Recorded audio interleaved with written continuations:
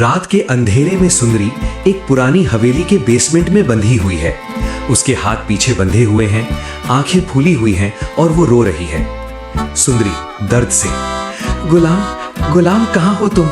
मुझे यहां से निकालो प्लीज। उसी वक्त दरवाजा खुलता है।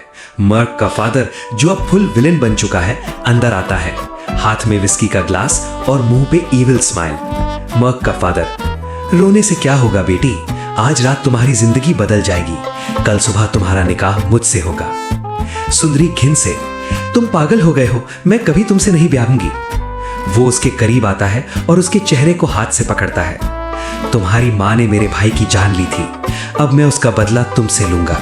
तुम गुलाम की नहीं मेरी हो चुकी हो। सुंदरी जोर से उसका हाथ झटक देती है और चीखती है। वो गुस्से में उसे धक्का देता है और जाता वक्त कहता है, जितना मर्जी चिल्लाओ, यहाँ कोई नहीं सुनने आएगा।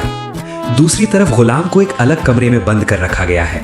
उसके मुंह पे खून लगी हुई है, कपड़े फाड़े हुए हैं। वो जमीन पे बैठा है और जोर जोर से चिल्लाता है, गुलाम बादशाह बाहर निकल, मर्द बन के मेरा सामना कर।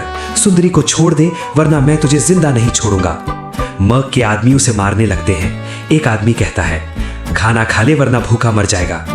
गुलाम गुस्से में, मैं तुम्हारा खाना नहीं खाऊंगा, सुंदरी के बगैर एक भी सांस लेना चाहता नहीं।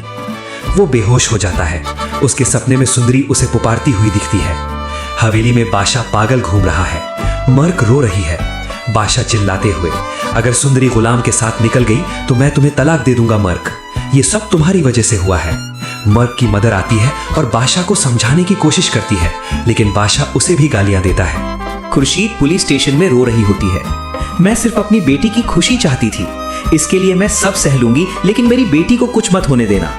पुलिस को एक क्लू मिलता है। आंटी को जिसने मारा था वो मर्क के फादर के आदमी थे।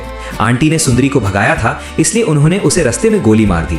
जब ये बात बादशाह को पता चलती है तो वो शॉक्ड हो जाता है। रात के 2 बजे सुंदरी के कमरे में मर्क का फादर फिर आता है। वो उसके कपड़े फाड़ने की कोशिश करता है। सुंदरी जोर से चीखती हुई, गुलाम बचाओ मुझे। उसी वक्त बाहर से आवाज आती है, सुंदरी। गुलाम इंजर्ड हालत में खून से तर गन छीनकर वहां पहुंच जाता है। दोनों की नजरें मिलती हैं। सुंदरी के आंखों में उम्मीद और गुलाम के चेहरे पे गुस्सा। मैं आया हूं सुंदरी, अब कोई तुम्हें नहीं छू सकता। वो दरवाजा तोड़ने की कोशिश करता है। मर्क का फादर पिस्टल निकालता है और सीधा गुलाम पे फायर कर देता है। बंदूक की आवाज। सुंदरी जोर से चीखती है, नहीं गुलाम। क्या गुलाम जिंदा रहेगा या ये उसकी आखिरी रात थी? और क्या मर्क का फादर अपना बदला पूरा कर पाएगा?